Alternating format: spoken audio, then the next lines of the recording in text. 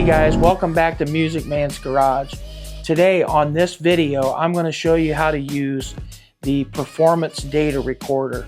Now my car came equipped with it when I bought it. It had already been put on by the factory when they built the car. I have had some serious issues trying to get it to work. And so I'm going to walk you through what all I had to go through to make it work. So let's get started. So this is my car. You guys all know that if you haven't seen my videos prior to this one. Make sure you check it out. I'm on Instagram. That's my address for Instagram.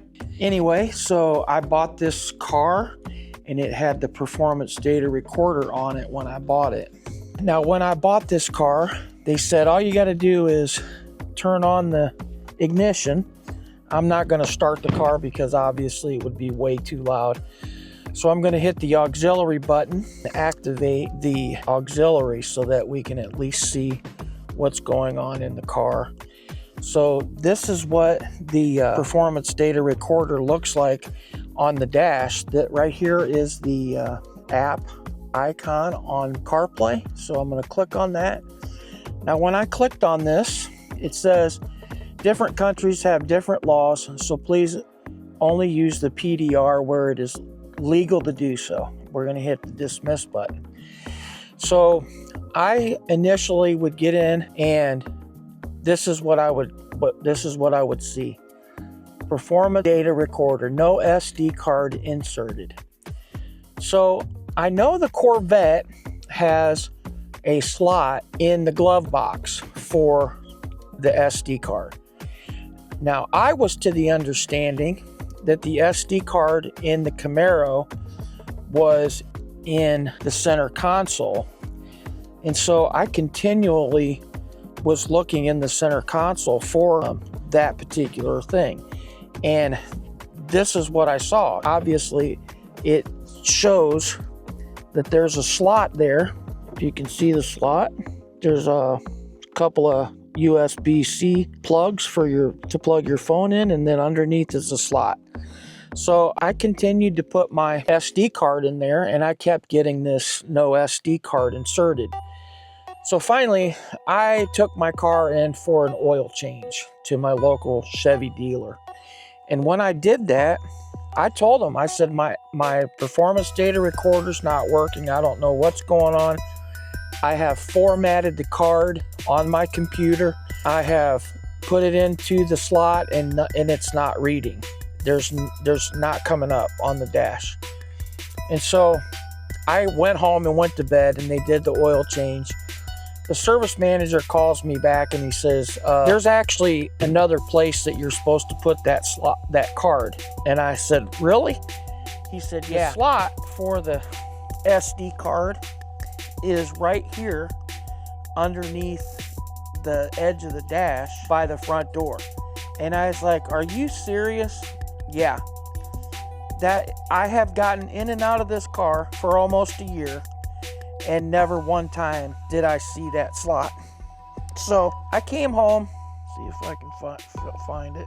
I put the card in the slot and guess what? It's recognized up on the dash now. There it is. It says I have 1,545 minutes recording time available.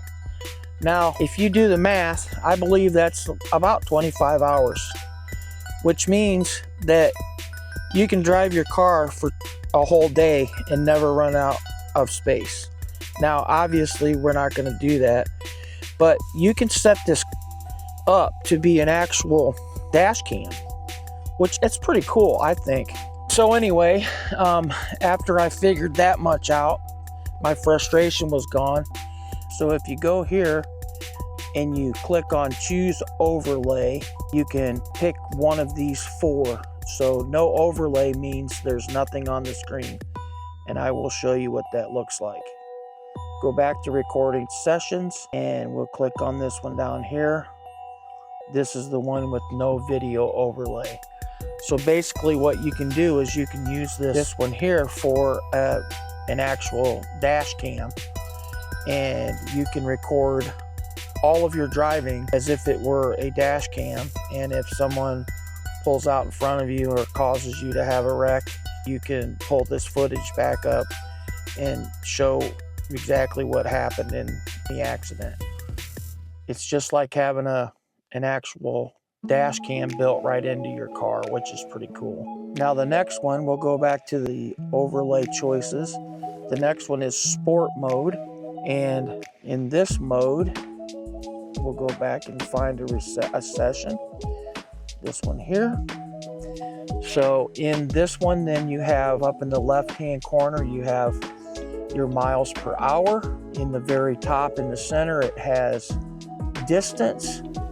Over on the far right corner, it shows what gear you're in. Down at the bottom in the far right-hand corner, it shows RPM. And obviously in the left side, it shows your G-force, which is actually pretty cool. And again, I just recorded a minute on each screen so you can see the difference in what's going on. Now we'll go back to the overlay. The next choice is track, which is my favorite one. So this third one here should be track mode. And this is pretty cool. So up in the far left-hand corner, it says GPS tracking map. Now when you go on a road course, when you hit the starting line and you go around a lap, like a track for one lap, it will actually map out the road course, and it'll show it up here in the corner of the screen. And then when you do your second lap, it'll show on the map where you are on the course. In the center, it shows your miles per hour. Up here in the far right-hand corner, obviously it shows what gear you're in again. And then it shows RPMs there as well. You have RPM down here at the bottom, in the middle, what mode you're in, when you're in what drive mode you're in, which I was in sport mode. And then the G-force over here is a little bit different. It's a ball, shows that you have, shows the G-force on a ball configuration. So we'll go back to choose video overlay. We're going to do performance timing.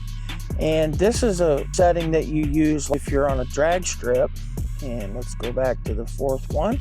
And up here in the left-hand corner, it shows 0 to 60, 0 to 100 mile per hour, quarter mile. It shows all those stats up in the top left-hand corner for if you're on a drag strip. Obviously, it has your miles per hour and your gear up in the far right-hand corner, and then your RPMs down in the middle. And that gauge is up there, the green gauge is throttle, I believe. So that's pretty cool also. So anyway, I wanted to just do a brief walkthrough on this and show you how it works, like this defined finish line. This is what I was talking about when you go on a road course where you start and stop at the same line. You start there, mark your finish line, you go around the course. When you come back, hit that finish line again, it'll lock in the GPS and show the road course on the screen. Down here in settings, now you have the option of putting this when you go valet park your car, which I would never do that anyway with my car. I know there's a lot of people that would, but this will automatically record in valet mode. And I also have it checked to overwrite data when memory card is full.